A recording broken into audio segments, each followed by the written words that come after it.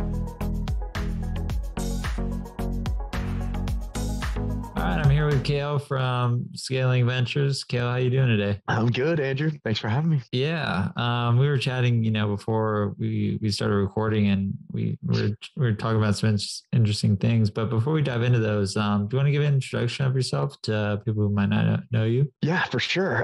So name is Cale, and I'm the president or CEO or founder, insert whatever title you'd like, of Scaling Ventures, and we acquire and operate small software firms. And I made that transition about 6 months ago. Historically, I was an operating partner for private equity funds.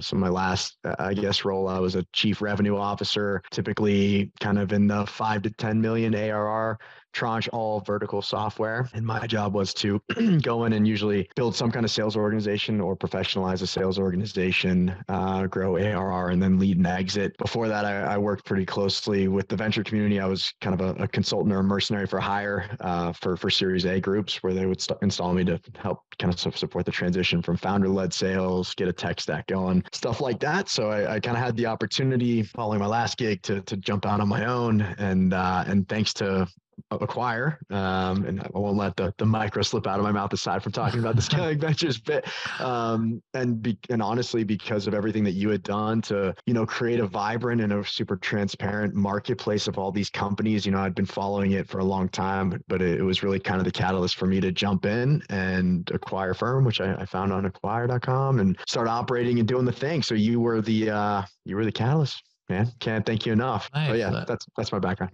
I appreciate that. And then I guess, my next question would be is, so you kind of shifted from traditional private equity. You started your own firm. What type of businesses are you looking to acquire these days? Yeah, for sure. So I've known vertical SaaS, and vertical SaaS has always kind of been my thing. And across, before that, a lot of HCM and HR related tech, some ML, and I guess this was before it was such a buzzword, but a few ML plays historically for me as well. And then I kind of most recently was in alternative investments tech. So vertical SaaS, I guess one flavor or another has been probably like the throughput or the connective thread across my career. So that's what I kind of stepped in prioritizing because I knew it the best. And I'm probably the 300th person who has said this on your podcast, but vertical SaaS all kind of tastes like chicken. So I think my thesis has kind of evolved where we're starting to look more closely at horizontal SaaS plays and then thinking more about the vertical component from a go-to-market perspective to avoid kind of the pitfall of you market to everybody, you market to nobody, but also to avoid kind of the trade-off of vertical SaaS, which is smaller kind of niche markets. So how can we take a horizontal play that has a bigger addressable market? Hopefully the venture players aren't going after it because then it becomes a lot more competitive. But then how do we think about verticalizing it and go to market so that we can sequence growth really thoughtfully? So simply put, vertical, but that's changing maybe. B2B, of course. And then right now we're playing in like the, call it 10 to 40K MRR. And we have a pretty structured quantitative scorecard that addresses some other things. So we fixate a lot, of course, on net revenue retention, logo retention, some stuff like that. But vertical SaaS probably lower middle market. I like that. So micro SaaS. Ta-da! I know, right? It all comes back to micro. So as you're looking at companies, I guess, here's maybe a curveball question.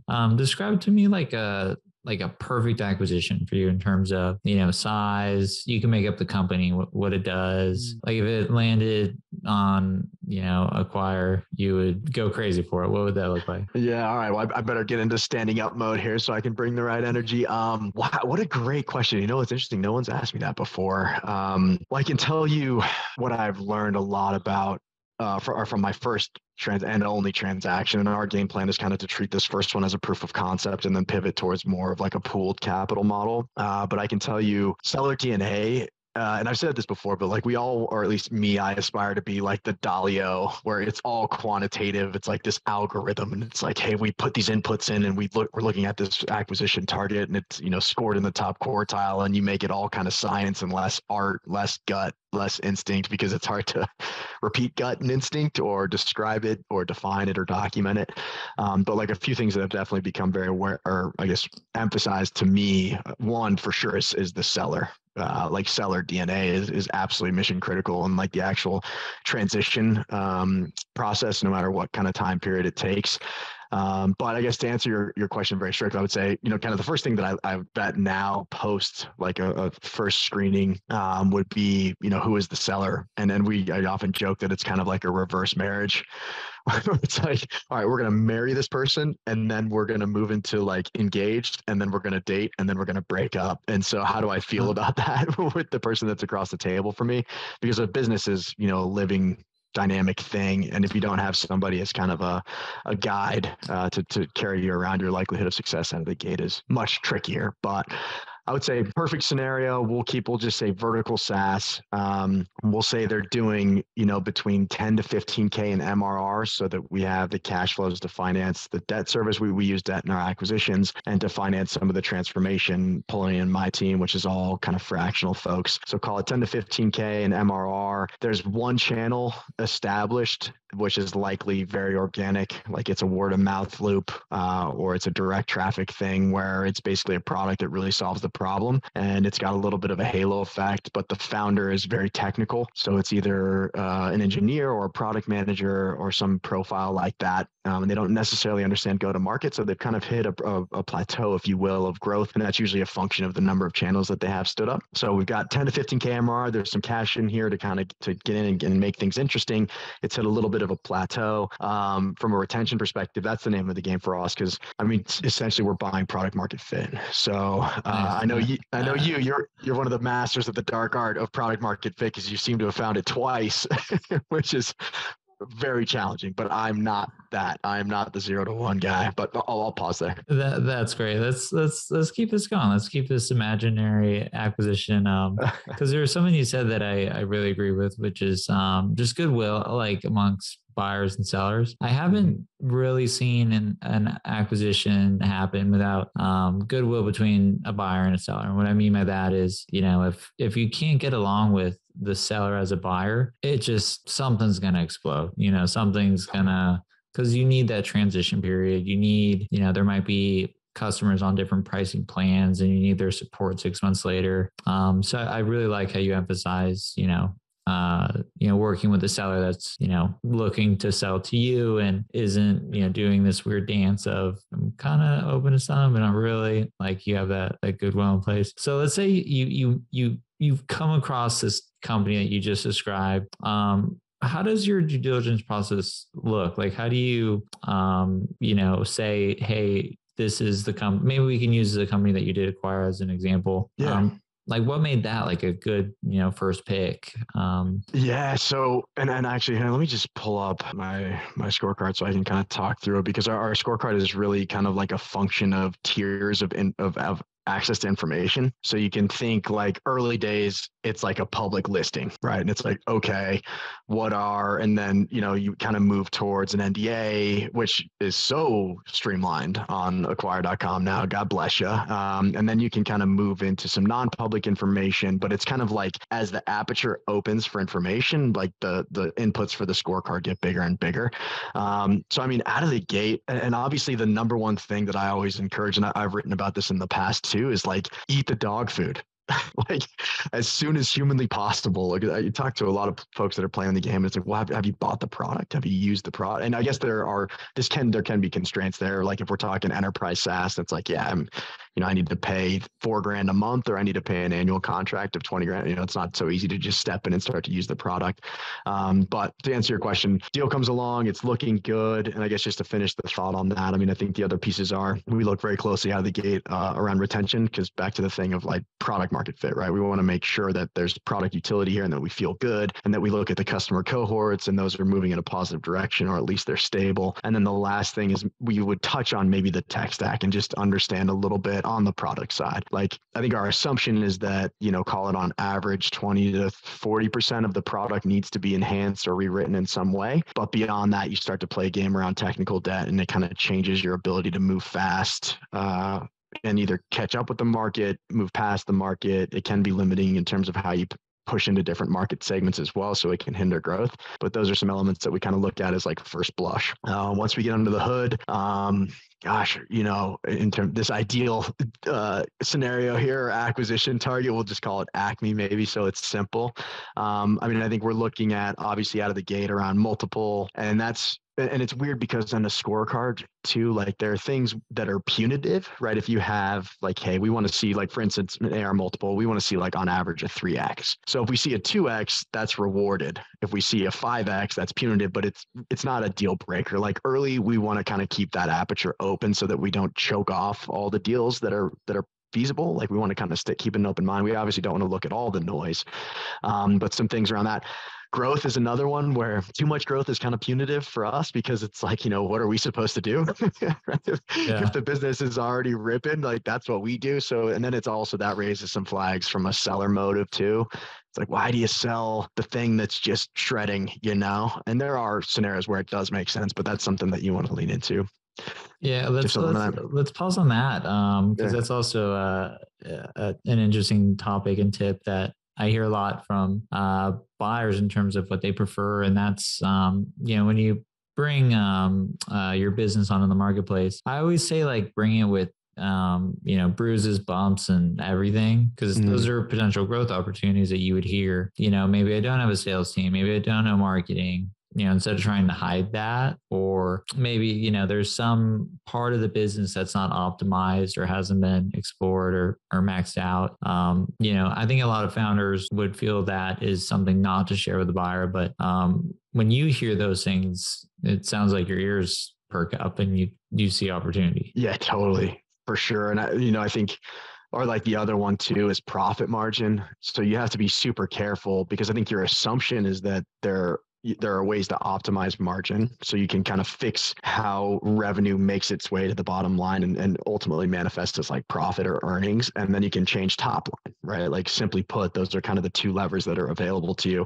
And so this is kind of weird, but it's like, hey, if you're the seller, it's like, our team is bloated, or we got a bunch of people and I'm not sure what they do, or, and that's very rare in our context because it's usually, really kind of lean teams. But to your point, you want to be honest. And I think you don't, or I guess the more you can kind of hint or foreshadow what a transformation play would look like and then rationalize why you're not the one to execute it, it'll speed up your ability to transact. So it's like, hey, I got it here. This is why we got it to this place. This is my aptitude. This is my team. We got it here. We see we have line of sight to the next thing, but that's not really our expertise. Here are kind of some working notes on how you get there. And this is where all the skeletons are buried. And this is where all the weird stuff is. And then, what do you think, right? And because you're basically, it's just a matchmaking process. And the better you can find your match and articulate, hey, what do you do when you acquire firms? Cool. What are you about? Obviously a lot of the sentiment is like, you better not gut my baby.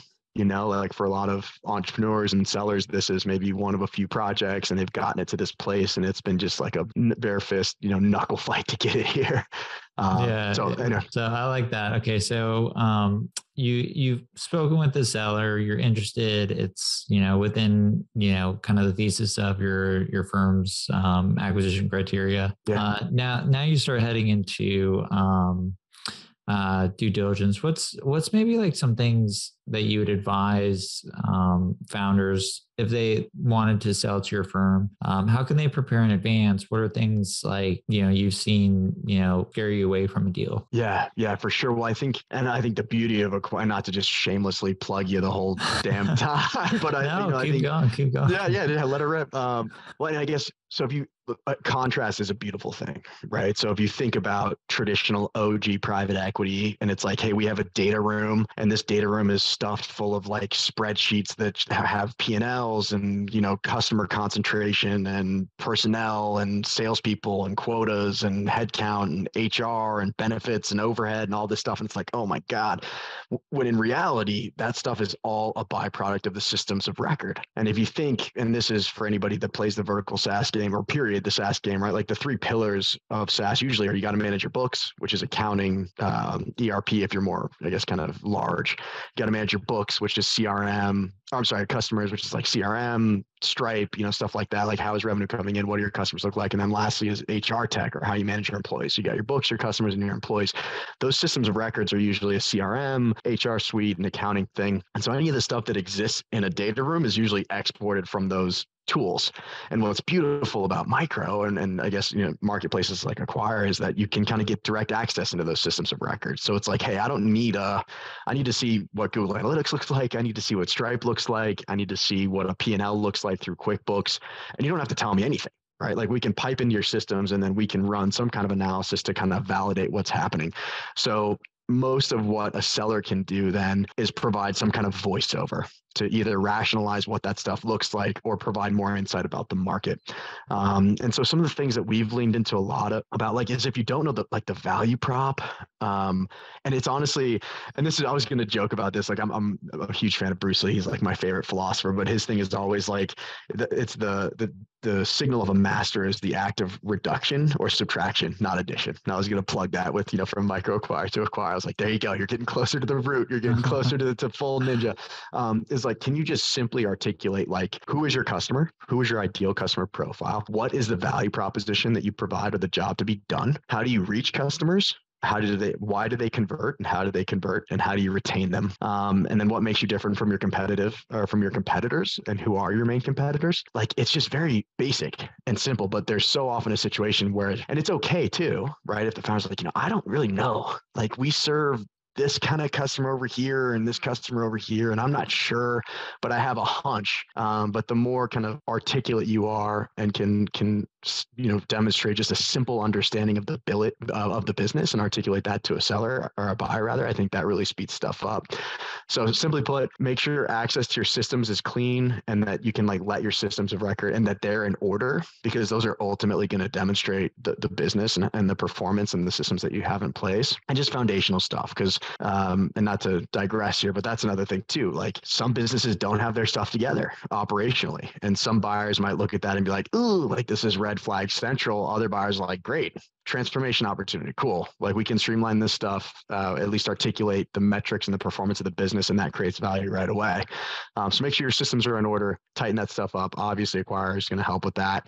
And then on the other side is just a very clean understanding and simple way to articulate who are your customers, why do they buy your product, what does it do for them, and what makes you different than competitors. I love that. I love that. I would totally agree with that too. And, a lot of founders struggle with that. That's actually the biggest problem that we see with a lot of startups that list on Acquire is so when you list on Acquire, we'll actually rewrite the headlines, because we'll get stuff that's, vertical SaaS that's revolutionizing this thing. And it is just like, what problem are you solving and who is it for? That's kind of the main thing. So we'll rewrite it.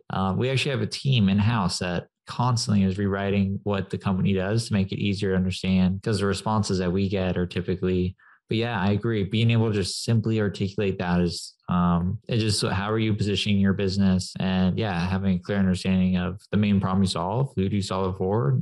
How do you do that? So I think that's just, general, just good advice for anyone building a startup. But let's keep moving. Okay. So, you just, did due diligence on my company, Acme. You like it. We're getting along. We've agreed to evaluation. How are we thinking about transition? Like, what's an ideal sort of transition period for your firm? Yeah. So, I think there's some different approaches here. I guess if I have, and I know, the way that I know it depends. So Well, you hate to I'll throw the caveat.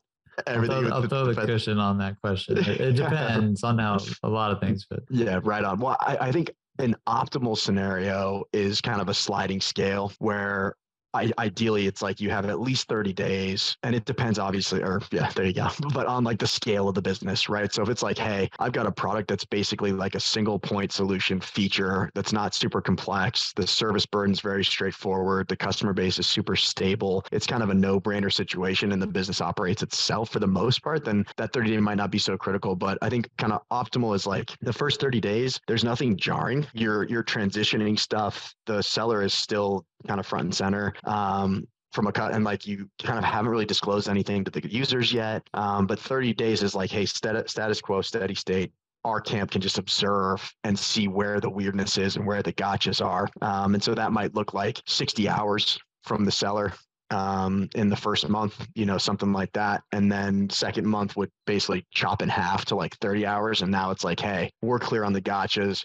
We need kind of just advice on how to navigate this stuff. And a lot of that stuff boils down to like, what have you tried already? And what was the learning there? Like, we don't want to reinvent the wheel and we don't want to make the same mistakes, or I guess have the same kind of trial and error. So you try to extract whatever learning has occurred as it relates to the weirdness that you just uncovered. And then the last month is 10 hours, just like, hey man, if something super weird goes wrong, or hey gal, if something super weird goes wrong, I need you to answer the phone, because we can't have a fire drill at this point. And so I think like a 90-day thing, and if we're talking kind of the 500 to a million ARR, which is like 15 to 25 or whatever, 25 to 45 MRR, where there's that level of complexity, you're probably talking about 90-day ideal or 3-month seller transition, which is 60 hours, 30 hours, 10 hours. And the assumption there is like mainly the sellers involved. There isn't an executive team. There's maybe 1-2 full-time employees tops, or there's like a contract developer or something like that. So you're not inheriting a bunch of people that you have to manage. And then beyond that, I think this is where it gets really exciting, where if I was a builder, like you almost start to think about a value chain or like the trajectory of a micro SaaS firm. And it's like,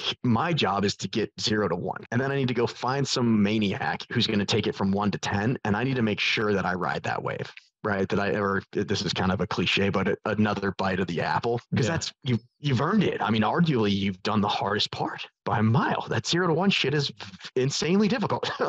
Right. Yeah. Or, I mean, I guess it's all difficult, 0 to 100, but it's like, hey, so optimally my view is like, you're selling the business. Let's keep you on the capital stack, like on the cap table, for 2, 3, 4, 5, whatever, for like 5 hours a month. And you're there to advise us on the thing. But ultimately it's kind of like hey, we're in the interest of doing right by people, especially sellers. And like, hey, stay on. Why not? Like, unless you hate it and you're burnt to a crisp, and then just move on. But anyway. Yeah, I like that as well, because it de-risks acquisition for everybody. Totally. If you acquire a company and find, some different channels that haven't been, unlocked yet, and it really grows the business, the previous owner still wins in that upside. And then also for you, it de-risks the business, because you still have the original owner, because there's always stuff that comes up. There's always a customer on some weird discount plan or some lifetime deal, and you're like, who's this? Or just bugs, like, hey, how does this work? And it's a 5-minute phone call with the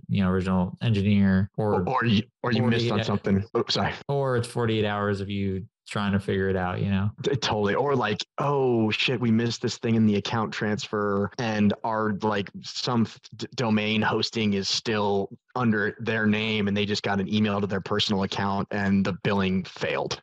And it's like, oh my God, but thank God that they're not just like, the seller. It's like, hey, oh yeah, not really my problem anymore. It's like, yo, Kale, hey, this just went wrong. Thank you. I'm so glad there's a relationship there. And I think the other piece too, and you hear about it more now, is kind of serial, entrepreneurs and builders who are like, hey, or they maybe have like a small portfolio of micro SaaS projects. So you want to keep those relationships going, because it's like, hey, let's do this again. Like build it up to this point. I'll come buy it, stay on the and then it becomes kind of like, it's a little bit, and it's not really reinventing the wheel, but it's a little bit of like a venture play, where it's like you have kind of the cohort that fixates on seed, and then you have the Series A and the Series B group. And this is just a different scenario where the actual builders are kind of in control, and it isn't the capital providers that kind of determine who goes where and how that flows. So I think it's very exciting, but I think you hate to just be like, hey, I got it to here, I sold it, it was 30 days, I threw them the keys. Like, we're not buying houses, we're buying living, organic, dynamic businesses. And you hate to just throw the keys and be on your merry way. Nice. I like that walkthrough. All right, so we're done with the transition. Now you got your second acquisition done. Yeah. Oh boy.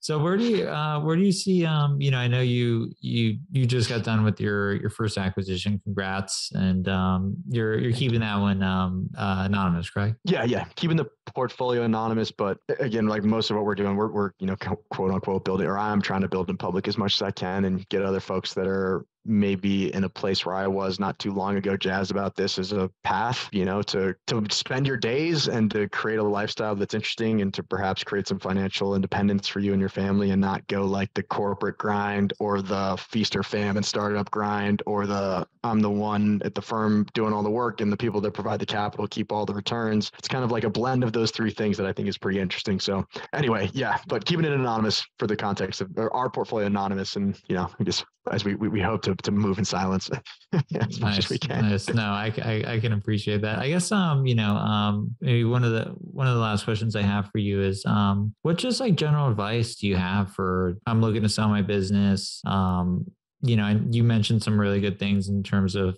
preparation. If there's maybe like one or two other things that you'd advise founders to kind of really think through, what would those one or two things be? Yeah. Oh man. I think something that has become like a principle for me is base rates and comps. So everything is, and let's see if I can articulate this. I think everything is relative, right? Everything is relative. So the performance of your SaaS business, how much MRR it generates, what retention looks like, is all relative to your peer group, right? And then that it kind of follows then that the valuation is relative to your peer group. The deal terms are relative to your peer group.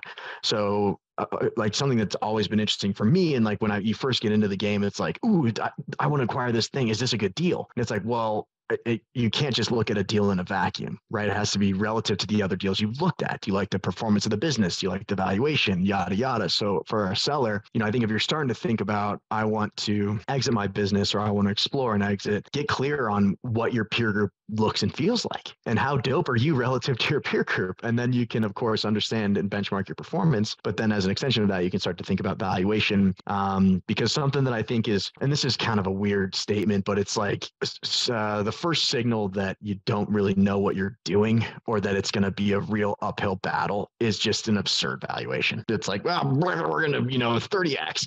It's just like, oh man, for buyers, because it's kind of like, oh, like you don't really know what you're talking about maybe. And then now it becomes a situation where we're going to work together and kind of coach you through this and expose you to comps. And obviously you all do an amazing job with here, the benchmarks across this stuff. But if you're going to sell your house, sorry. I was just going to say, I have to completely agree with you on that statement. So valuation is the number one reason you don't sell or get buyer traction on Acquire, just because the gap between, the seller's expectations and the buyer, it's just too far off to close. And a lot of startup founders, I did it personally, you kind of grow up thinking, well, my competitor was acquired for 200 times revenue. So we're this, you can't do that. Yeah.